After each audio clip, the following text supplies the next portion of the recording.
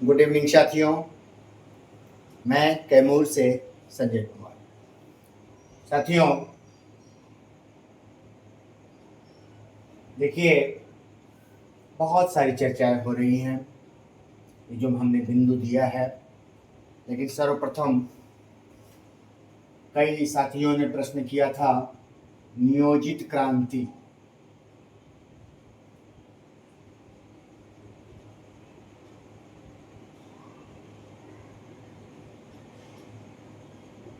नियोजित क्रांति ये अभी जो चैनल चल रहा है इस पर ही मैं आ रहा हूँ और आप लोग इसको लाइक और सब्सक्राइब कीजिए।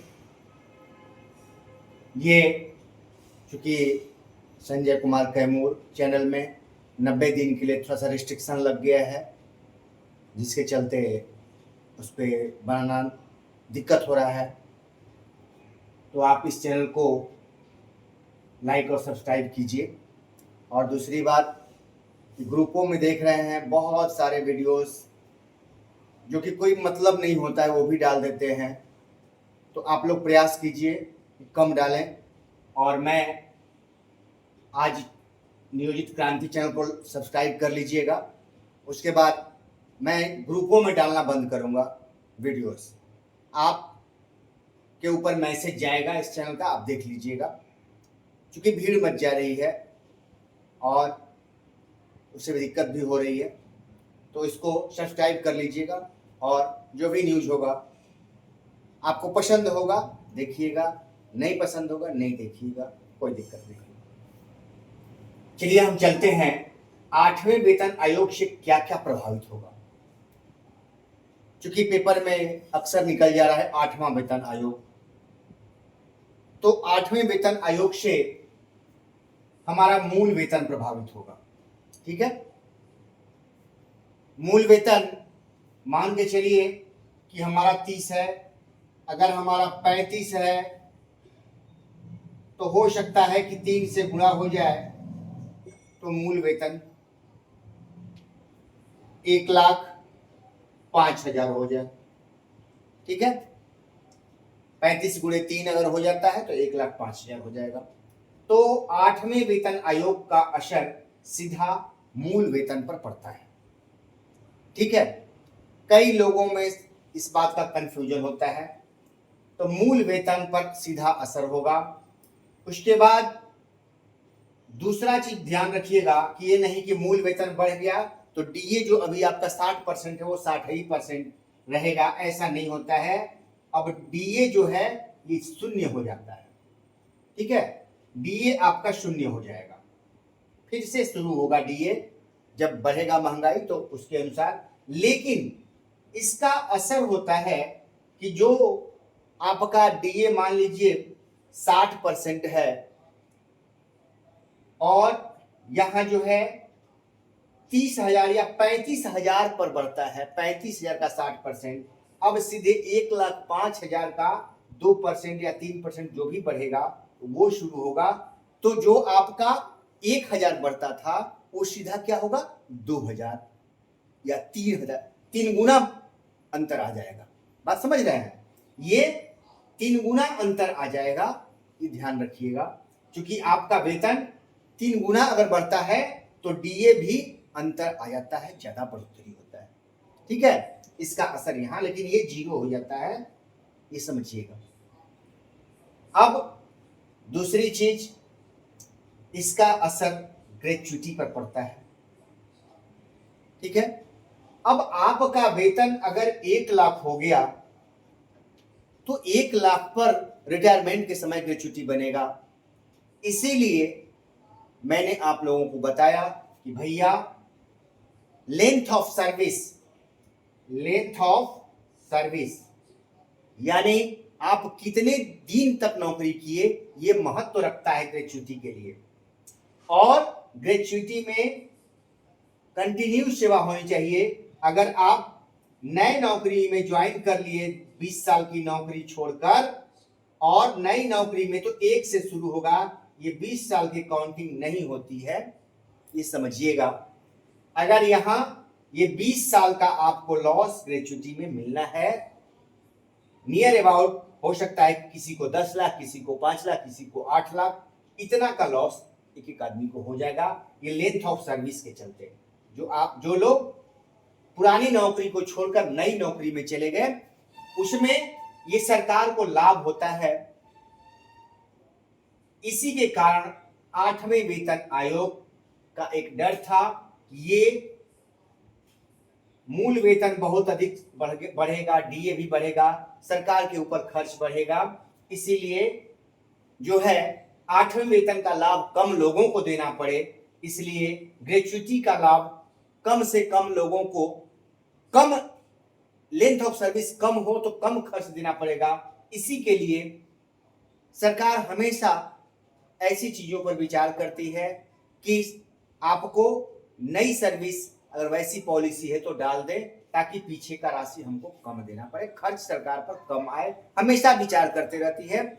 बड़े बड़े पदाधिकारी हमेशा, खोपड़ा अर्थशास्त्री हमेशा सरकार के लिए खोपड़ी लगाते हैं, समझ गए, ताकि अर्थव्यवस्था ठीक ठाक रहे और उनकी अर्थव्यवस्था अच्छी चले, समझिएगा बात। इसका एचआरए पर भी असर होता है, एचआरए भी आपका उसके अनुपात में बढ़ता है। क्योंकि महंगाई है तो महंगाई के अनुसार जब ये बढ़ेगा, ये बढ़ेगा, ये तो चारों चीजें का असर पड़ता है और आपके वेतन में अच्छी खासी बढ़ोतरी हो जाती है। लेकिन उन लोगों की बढ़ोतरी पर धर्म संकट है जो लोग नई नौकरी को छोड़कर, दूसरी चीज कि आप अगर 7वां वेतन पाए हैं, आपने अगर 7वां वेतन का लाभ पाया है तो निश्चित तौर पे 8वां वेतन का लाभ मिलेगा। अगर 7वें वेतन में 2.57 का गुणा आपके वेतन में हुआ है तो होना ही होना है, इसमें संशय में नहीं रहिए। दूसरी चीज कि आपको जैसे नियोजित शिक्षक हैं उनको क्या था, 6ठे वेतन का लाभ मिला था 5200 से 20,200 और ग्रेड पे 2,000, 2,400, 2,800 मिला था 15 में, इसीलिए 7वें वेतन का लाभ मिला था। अगर ये 5200 से 20,200 का और ग्रेड पे अगर नहीं मिला होता तो नियोजित को भी 2.57 से गुणा नहीं हुआ होता, ये आप दिमाग में रखिए, नहीं हुआ होता, ये चीज नहीं मिलता। तो जिसको 6ठे का मिला लाभ 2.57 से गुणा हुआ मिला, अगर जिसको 7वां वेतन है उसी को मिलेगा जिसको 7वां वेतन का लाभ है, ठीक है।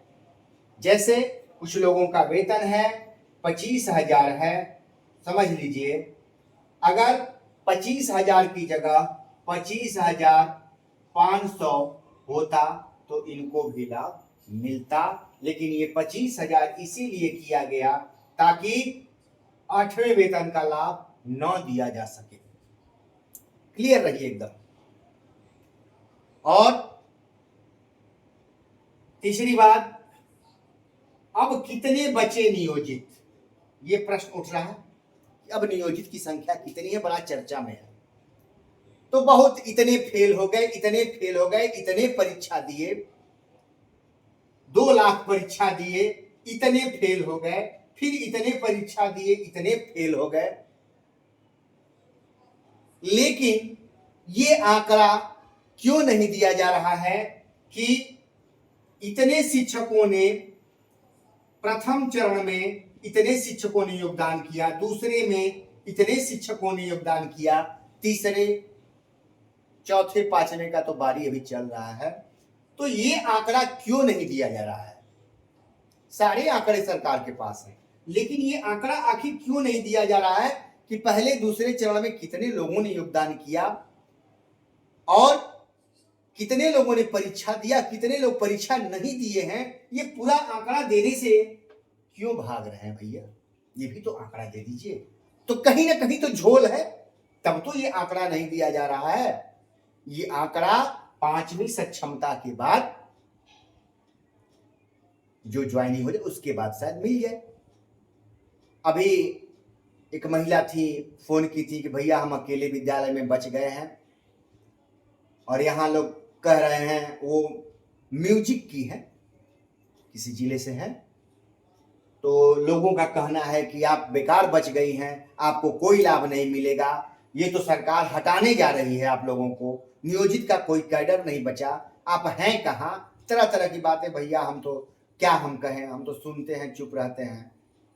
तो एक कहावत है, 100 बोलते को एक चुप्पा हराता है। अभी आप चुप ही रहिए, उस समय अभी भी देख रहे हैं लोग, लेकिन आपको भी चाहते हैं कि आप उनकी जमात में शामिल हो जाइए, इसलिए आप लोगों को कह रहे हैं, ताकि कल को ये ना रहे कि ये अकेले बच गए, इनको कोई लाभ मिल गया तो फिर दिक्कत होगा। इसलिए आप भी आ जाइए, एक ही रंग में सब लोग रंगा जाएंगे तो बेहतर होगा, इसलिए आप घबराइए नहीं। और कई जगह से आ रहे मैसेज प्रभार को लेकर, तो हमने भी देखा है, जैसे माध्यमिक हाई स्कूल के टीचरों का आ रहा है, कुछ मुद्दों पर हम लोग न्यायालय जा रहे हैं।